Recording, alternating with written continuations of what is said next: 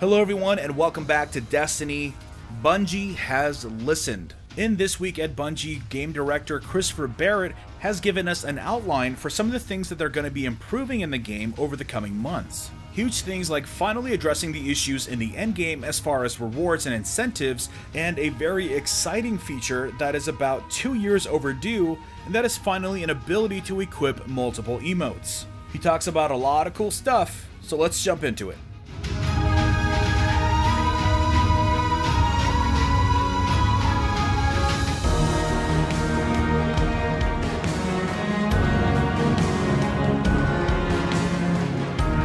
Alright, so let's start with the really juicy stuff. Again, we have game director Christopher Barrett taking the lead of the live team, which has currently been passed the torch from the core Destiny 2 development team to sustain the game and add new features. I'm a huge fan of Chris Barrett and all of his work, and that includes the House of Wolves expansion and the Rise of Iron expansion that we got with Destiny 1. As they currently work on new content, Christopher gave us an outline of some of the new features that they're starting to implement, or at least some of the issues they're hoping to address very soon. And by very soon, I mean that I expect this to come out with Destiny Update 1.1, which should coincide with the release of Curse of Osiris, the first expansion for Destiny 2 planned to come out in early December. So just over a month, which is pretty incredible if you think about it. So let's go over these improvements line by line.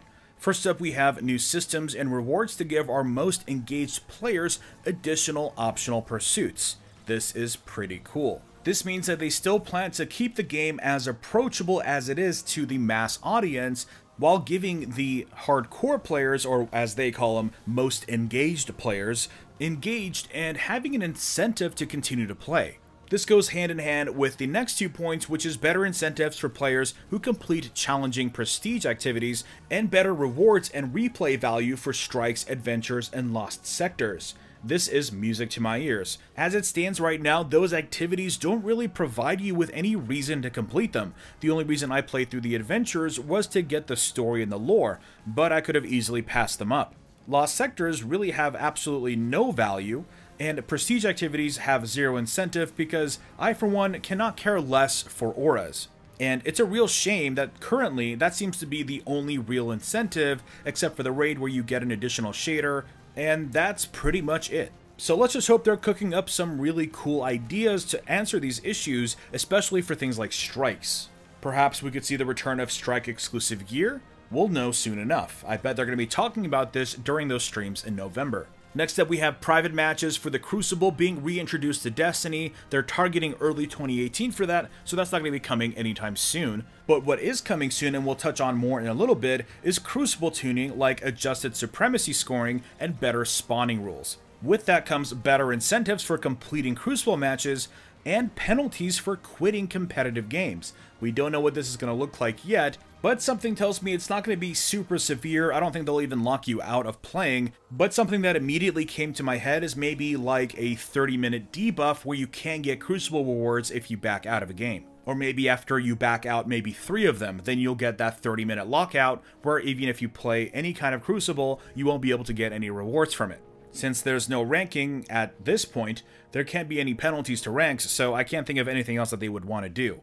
But the last thing they're going to do, in my opinion, is stop you from playing the game. But of course, only time will tell. We'll find out soon enough. Moving on, we have some continued improvements to Iron Banner and faction rallies, including uniqueness of rewards. I think this is going to be something different than we've already heard for Season 2. We've already known that there's going to be new ornaments and things like that that are rotating season to season, but it looks like we're going to get even more unique items, which is pretty cool. The next one's very intriguing, and it has changes to make the mod economy more interesting and impactful. Could this mean more diverse weapon mods? Currently we only have kinetic and elemental mods to make them the element you want, and really kinetic mods only seem to exist to give you that 5 damage modifier, but maybe we could get mods that add special extra talents to your weapons, making that grind a little bit more interesting. That way it makes sense to have a couple different versions of, let's say, a Nameless Midnight, and that way you can give a different mod to each of the guns and maybe have a slightly different experience with each one. For armor mods, I would just love for those to be sort of dialed up a bit in effectiveness.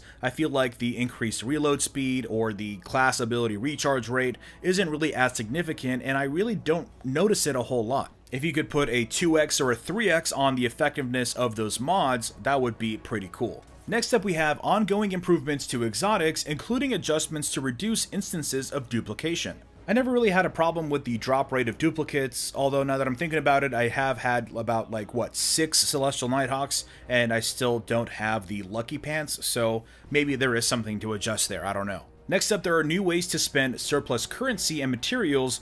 Looking at you, legendary shards. Yeah, I know all about that. On PlayStation, I have probably over 800 legendary shards just sitting there, and I really don't need to do anything with them. I guess I could use them for the legendary mod farm. I'll leave a link in the description below if you want to know how to do that. If you're sitting on a ton of legendary marks but need a lot of mods, you're definitely going to want to check that video out.